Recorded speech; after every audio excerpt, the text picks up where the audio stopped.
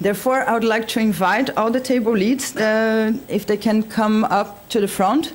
And I will give you, perhaps you can say in a couple of sentences, give us some insights on how the work on this table will help us moving into the next steps. Perhaps table 1, e-learning from WASH, connected to capacity development workshop. Okay.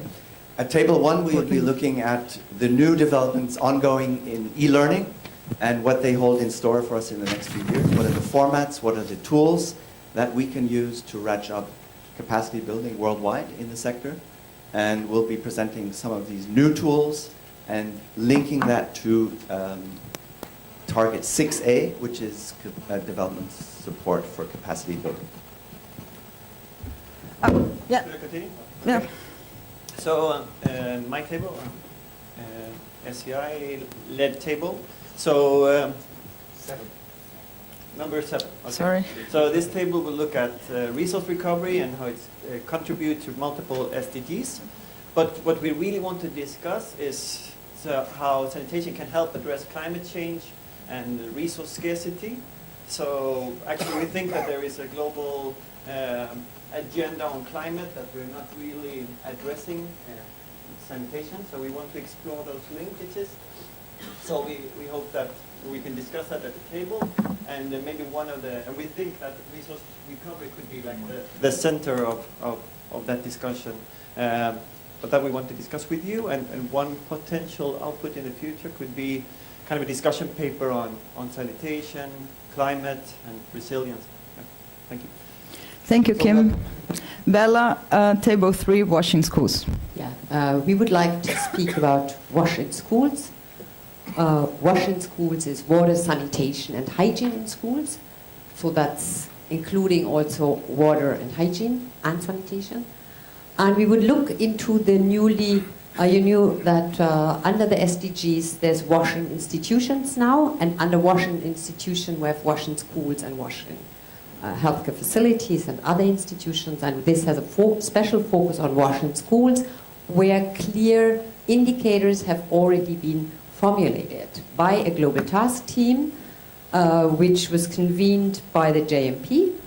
And we're quite happy to have very clear indicators in front of us. And at this table, we would like to see where can the SuSanA members concretely contribute, and we can look what are the clear contributions, what are the clear developments within the sector, and look at the very, very clear indicators, which make the work much easier and to mainstream our efforts in the area of WASH in schools. Thank you, Bella. Jonathan, table 5, and apologies for not following the order, but this information will be easily accessible for you to guide you afterwards. Okay, thank you very much. So I'm Jonathan from Oxfam, and I imagine we are probably here somewhere. And ourselves and our colleagues from WaterAid, who must be here somewhere, represent two of the important organisations, members of SuSanA, as we all are. What we want to be exploring is how organisations within SuSanA can really capitalise on the resources and tools available through the SuSanA platform and the forum. So I think very much echoing Peter Hawkins' point that we are only really going to achieve scaling up sanitation if we really utilise what's already there. The resources that we have, the human resources we have as a network, and then really exploring within our own organisations how we can utilise those tools. So that's the key to us for scaling up, is really accessing all those who we sometimes refer to as the sleeping parts of SuSanA, the latent parts of SuSanA. How do we embrace them more within our initiatives? Thanks. Thank you, Jonathan. Table 4, WASH and nutrition. My name is Jona Tölzke, working for GTO, German Toilet Organization. What goes in the body and what comes out is absolutely linked. All of us know that. And that is also recognized in the SuSanA community in Working Group 12, WASH and Nutrition. So we also have a table, and in linking WASH to other thematic areas, nutrition has the potential to become one of the good examples in linking thematic issues. and especially concerning SDG 2 nutrition, SDG 3 health, of course 6, and also strengthening global partnerships, which is 17. Thank you, Anna. Trevor, table 6, fecal sludge management.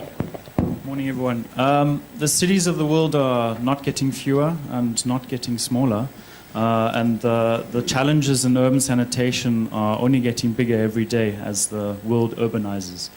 We want to talk about fecal sludge management as one thing within the cities as a subtopic, so to speak. And we're really excited to look. One of the many ideas that we want to discuss and also chat to all of you about is how we can maybe perhaps put some case studies together on fecal sludge management from within the community so that we can harness all the practitioners' wisdom that is out there in urban sanitation, in fecal sludge management, and put that out there for other folks. And we feel this is could be a great working group activity going forward. So that's what we'd like to discuss, amongst other things. So by all means, please come to the table 6. Thank you, Trevor. Then Robert, table 2, wash and emergencies. Okay, our table 2, will look at wash and emergencies and the humanitarian side of things. So as humanitarian interventions are happening more and more in urban settings, in protracted crises, with camps that have an average lifespan of 20 years or more, and becoming more and more permanent settlements, and this ongoing discussion on this better linking of relief towards development. I think SuSanA's well placed to play a role here to also address not only this life-saving component of the humanitarians, but also look at sustainability issues, and with several tools that are about to be developed, like the compendium on emergency sanitation technologies, as well as the MENA chapter in the Middle East.